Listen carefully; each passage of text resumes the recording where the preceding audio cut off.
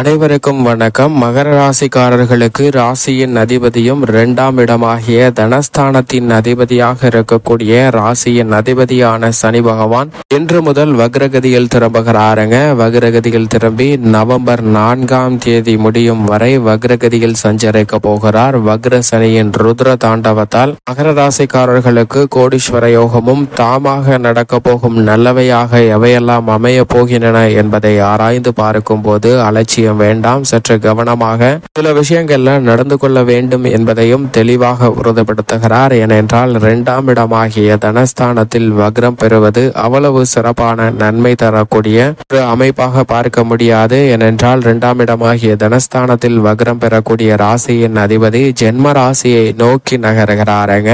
ஆனால் ஜென்ம சனி அளவிற்கு பாதிப்பை ஏற்படுத்தக்கூடிய ஒரு அமைப்பாக பார்க்க முடியாது. இருந்தாலும் கூட அவர் ஜென்ம ராசியை நோக்கி நகர்வதால் சற்று கூடுதல் கவனம் நிச்சயமாக இந்த தருணத்தில் தேவைப்படுகிறது. ஏனென்றால் 7.5 சனி முடிவடைவதற்கு முன்னதாக சில நல்ல மாறுதல்களை சந்திப்பதற்கான சூழல் உண்டு என்பதையும் சனி பகவானுடைய சஞ்சார அமைப்பு தெளிவாக உறுதிப்படுத்துகிறது. எனவே சனி பகவான் வக்ரம் பெறுவதாலும் பெரிய அளவிற்கு சிரமங்களை சந்திக்க வேண்டிய ஒரு சூழல் நிச்சயமாக ஏற்படாது. எனவே இந்த தருணத்தில் பல அதிரடியான மாற்றங்களை சந்திப்பதற்கான வாய்ப்பும் நிச்சயமாக மகர ராசிக்காரர்களுக்கு உண்டு. ஏனென்றால் ராசியின் அதிபதியான சனி பகவான் நீதி தவறாத, நடுநிலை தவறாத, நியாயஸ்தராக செயல்படக்கூடியவர். அவர் நாம் செய்த பாவ புண்ணியங்களை துல்லியமாக கணக்கிட்டு அதன் அடிப்படையில் தான் நன்மை தருவதாக இருந்தாலும் சரி, தீமை தருவதாக இருந்தாலும் கொடுப்பார். அப்படிப்பட்டவர் கொடுப்பதாக இருந்தாலும் கெடுப்பதாக இருந்தாலும் தன்னிகரற்ற செயல்பாட்டை வெளிப்படுத்தக்கூடியவராக இருக்கிறார். அப்படிப்பட்டவர் இந்த வேளையில் வக்ரம் பெறுவது சற்று சாதகமற்ற அமைப்பாக இருப்பதால் சற்று கவனமும் விழிப்புணர்வும் நிச்சயமாக தேவை. ஆனால் அதே சமயம் தாமாக நடக்க இருக்கக்கூடிய நல்லதாக பல விஷயங்கள்ல மிக சிறப்பான நல்ல மாற்றம் உண்டு.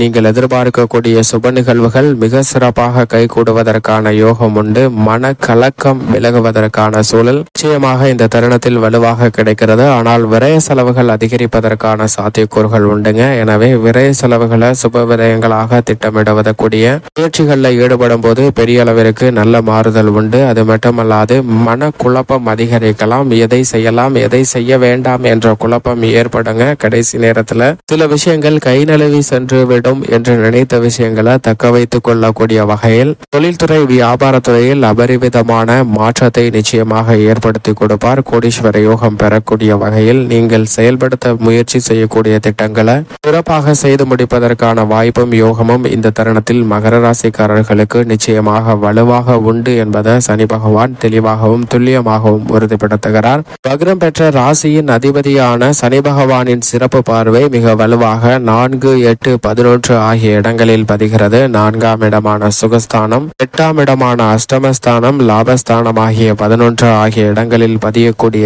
இந்த வேளையில் பல்வேறு வகையான சுப நிகழ்வுகள் இல்லத்தில் கைகூடுவதற்கான யோகம் உண்டு. ஏனென்றால் வெற்றிக்கே உரித்தான 3ஆம் பார்வையாக சுகஸ்தானத்தை பார்ப்பதால் நல்ல பல முன்னேற்ற வாய்ப்புகள் இந்த தருணத்தில் நிச்சயம் வலுவாக உண்டு. அது மட்டுமல்லாது 7ஆம் பார்வையாக 8ஆம் இடமான அஷ்டமஸ்தானத்தை பார்க்கக்கூடிய இந்த வேளையில் திருமணம் உள்ளிட்ட பல சுப நிகழ்வுகளில் ஏற்பட்ட அஷ்டம பாதிப்புகள் நிச்சயமாக விலகும். நீங்கள் எதிர்பார்க்கக்கூடிய வகையில அவை சிறப்பாக கைகூடுவதற்கான யோகம் உண்டு. ஜென்ம சனியின் பாதிப்பு எப்படி இருந்ததோ அது போன்ற நிகழ்வு இனி இல்லை. எனவே நல்ல பல அஷ்டம பாதிப்புகள் விலகக்கூடிய யோகமும் நல்ல முன்னேற்ற வாய்ப்பும் நிச்சயமாக இந்த தருணத்தில் உண்டு. அதைவிட தொழில் ஸ்தான பார்வையாக லாபஸ்தானத்தை வலுவாக பார்க்கிறாருங்க. 10ஆம் இட பார்வையாக 11ஆம் இடமான லாபஸ்தானத்தை வலுவாக பார்ப்பதால் இந்த தருணத்தில் லாபம் அதிகரிக்கும். எந்த தொழில் ரீதியான முயற்சியும் திட்டமிட்டு அளவாக மேற்கொள்ளும் போது ரெட்டிப்பு லாபமும் முன்னேற்றமும் வலுவாக பெறுவதற்கான யோகம் இந்த தருணத்தில் உண்டு என்பதை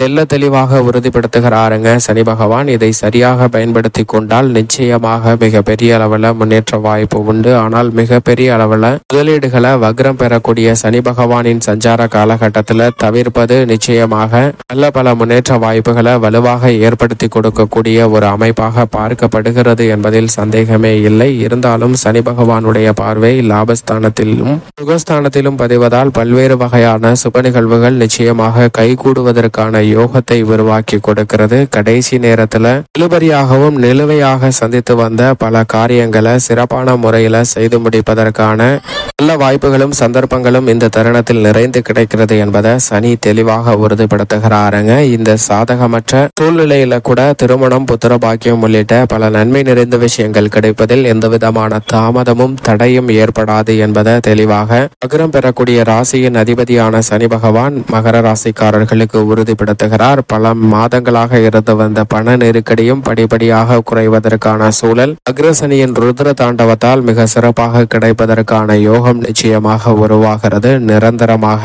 உத்தியோக ரீதியாக சந்தித்து வரக்கூடிய பல்வேறு வகையான தடைகளில் மிக பெரிய அளவிலான மாற்றத்தை சந்திப்பதற்கான வாய்ப்பும் நல்ல முன்னேற்றத்தை நிறைந்து பெறுவதற்கான யோகமும் இந்த தருணத்தில் வலுவாக கிடைக்கிறது. சனி பகவான் வக்ரம் பெறக்கூடிய இந்த வேளையில் உத்தியோகத்தை விட்டே சென்று விடலாமா என்று நினைத்த சூழ்நிலையில நல்ல மாறுதலை சந்திப்பதோடு மட்டுமல்லாது உத்தியோக ரீதியான ஆர்வம் அதிகரிக்கும். புதிதாக உத்தியோகத்திற்காக முயற்சி செய்கிறவர்களுக்கும் நல்ல வேலை வாய்ப்பு, மனதிற்கு பிடித்த வேலை வாய்ப்பு கிடைக்கும். தற்காலிக பணியில் இருப்பவர்கள் பணி நிரந்தரத்தை நோக்கி நகர்வக்கூடிய வகையிலும் வேலையில்லா சூழ்நிலையை விரட்டக்கூடிய வகையிலும் நல்ல பல மாறுதல்களை சனி பகவான் உருவாக்கி கொடுக்கிறாருங்க. ஏழரை சனியில் இழந்த பல சொத்துக்களை தற்போது வக்ரம் பெறக்கூடிய சனியின் அமைப்பால் சம்பாதித்து பெறக்கூடிய வகையில் நல்ல முன்னேற்ற வாய்ப்புகள் வலுவாக கிடைக்க போகிறது என்பதை தெளிவாகவும் துல்லியமாகவும் உறுதிப்படுத்துகிறார். தொழில்துறை, வியாபார துறையில் வியக்கத்தக்க வகையில திடீர் கோடீஸ்வர யோகம் நிறைந்து பெறக்கூடிய வகையில் பல புதிய லாபம் நிறைந்த திட்டங்களை செயல்படுத்துவதற்கான வாய்ப்பும் பல்வேறு வகையான தடைகள் விலகி முன்னேற்றத்தை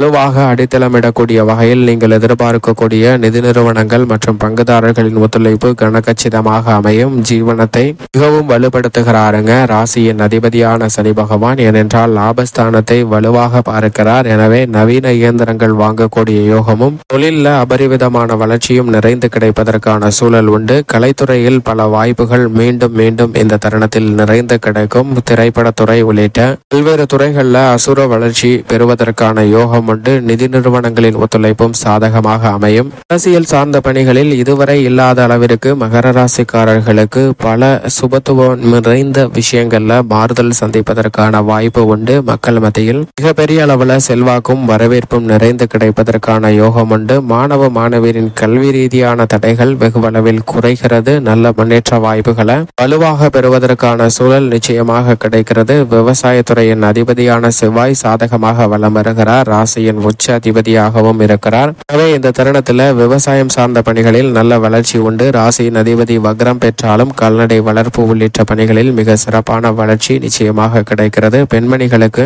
தனி வக்ரம் பெறுவதால் உடல்நல ஆரோக்கியம் சார்ந்த விஷயங்களில் கூடுதல் கவனம் தேவை. ஆனால் மற்றபடி பெண்மணிகள் விரும்பக்கூடிய சுப நிகழ்வுகள் மற்றும் வருமானத்தை உயர்த்தி கொள்ளக்கூடிய வாய்ப்பு நிச்சயமாக உண்டு. மேலும் மகர ராசிக்காரர்கள் இந்த தருணத்தை மிக சிறந்த மகிழ்ச்சிகரமான தருணமாக மாற்றிக்கொள்ள நிச்சயமாக வாரத்தில் சனிக்கிழமை விரதமிருந்து அருகாமையில் உள்ள சனி பகவான் அல்லது பெருமாள் அல்லது ஆஞ்சநேயர் ஆலயம் சென்று தீபம் ஏற்றி வழிபாடு செய்யுங்கள். அப்படி செய்வதால் பல்வேறு வகையான தடைகள் விலகி நல்ல முன்னேற்றமும் சுபிச்சமும் நிறைந்து கிடைப்பதற்கான யோகம் நிச்சயமாக மகர ராசிக்காரர்களுக்கு உண்டு.